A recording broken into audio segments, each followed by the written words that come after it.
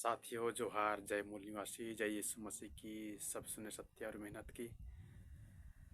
आप सबों को 26 जनवरी गणतंत्र दिवस के उपलक्ष्य में सभी को शुभकामनाएं। और हमारा संवैधानिक व्यवस्था के अनुसार आज हम 75वें वर्षगांठ मना रहे हैं गणतंत्र दिवस की। और पूरा भारत देश हर्षोल्लास के साथ में गणतंत्र दिवस मना रहा है। इसकी वजह हमारे लिए आज एकमात्र डॉक्टर भीमराव अंबेडकर बाबा साहब हैं, और उसकी वजह से हम गणतंत्र दिवस का 75वां वर्षगांठ मना रहे हैं। साथियों, गणतंत्र दिवस हमारे देश में किस प्रकार से लागू हो पाया, ये बहुत ही विचारणीय बात है, बहुत ही सोचनीय बात है।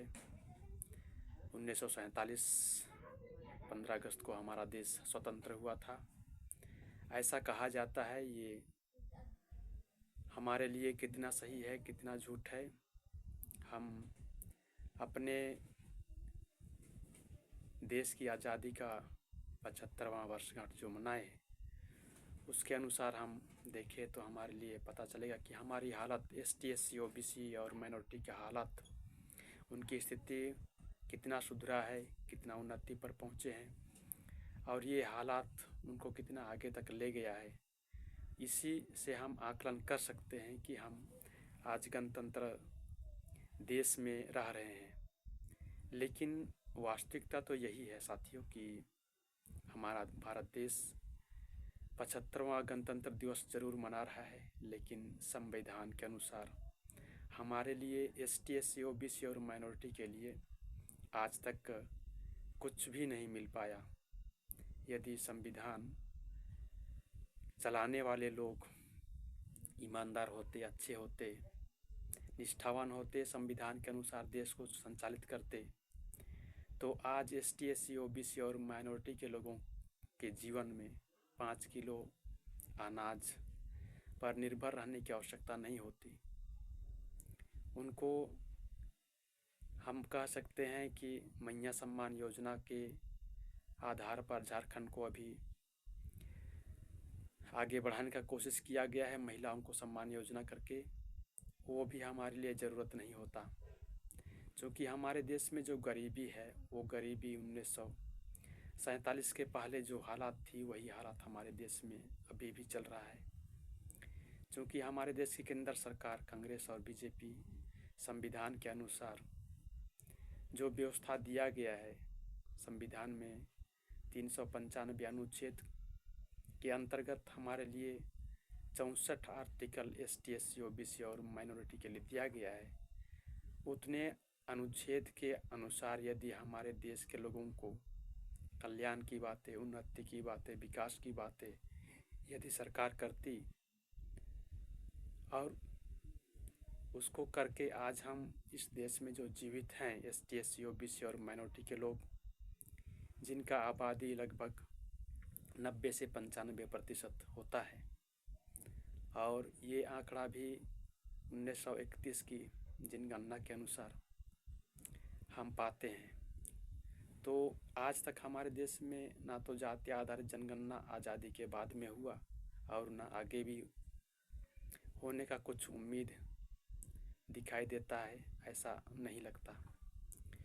क्योंकि हमारे देश में आज भी हम गणतंत्र दिवस मनाते हुए भी हम गुलाम देश में रह रहे हैं।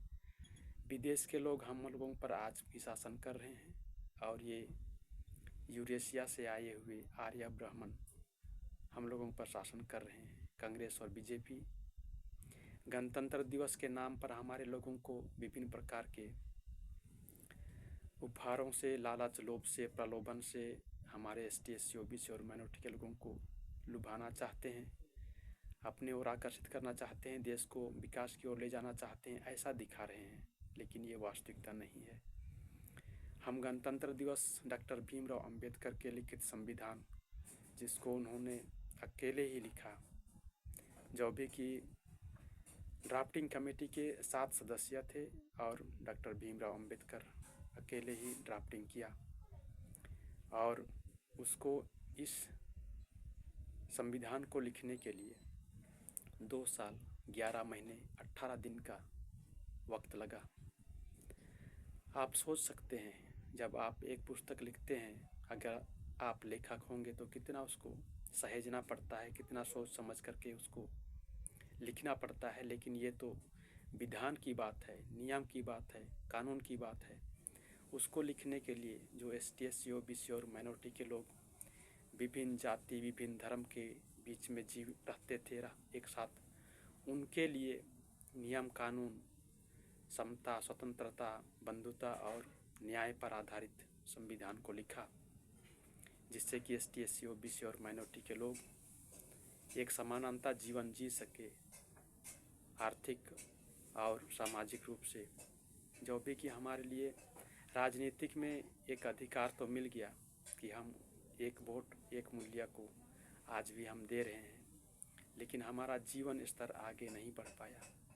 संविधान खोल करके यदि हम देखें तो हमारे लिए 5वीं अनुसूची आदिवासियों के लिए, जहां स्वायत्त शासन, नियंत्रण और मालिकाना हक अधिकार डॉक्टर भीमराव अंबेडकर ने दिया, आज तक न कांग्रेस इसको अमल करने के लिए व्यवस्था बनाई और न ही BJP इसको अमल करने की व्यवस्था में लगी हुई है।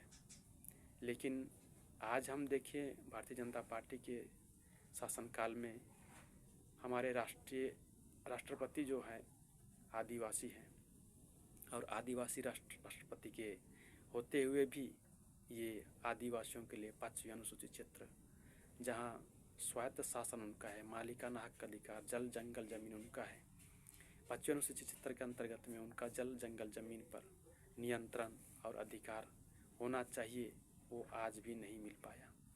और आज हम झारखंड में विशेष करके पेशा कानून के अंतर्गत 5वीं अनुसूचित क्षेत्र में पंचायत व्यवस्था को इम्प्लीमेंट करने के लिए हमारी झारखंड सरकार, माननीय मुख्यमंत्री हेमंत सोरेन, केंद्र सरकार के आदेश के अनुसार इसको अमल में लाने की कोशिश कर रहे हैं।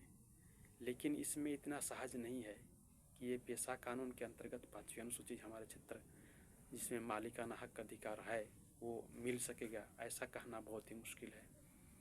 समय ज़रूर लगेगा, लेकिन समय इसलिए लगेगा भी क्योंकि हमारे लोग अब अपनी पारंपरिक व्यवस्था, रूढ़ी विधि को एक प्रकार से भूल सा गए हैं, और उस भूले हुए परंपरा रीति विधि को आज फिर से लागू करने के लिए बहुत समय लग सकता है।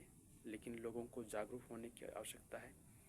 हम गणतंत्र कहते हैं, लेकिन गणतंत्र का अर्थ भी हमें शायद बहुत ही कम लोगों को समझ में आता होगा। लोकतंत्र, गणतंत्र, ये अर्थ एक ही आता है, जनता का शासन, जनता के लिए शासन और जनता के द्वारा शासन।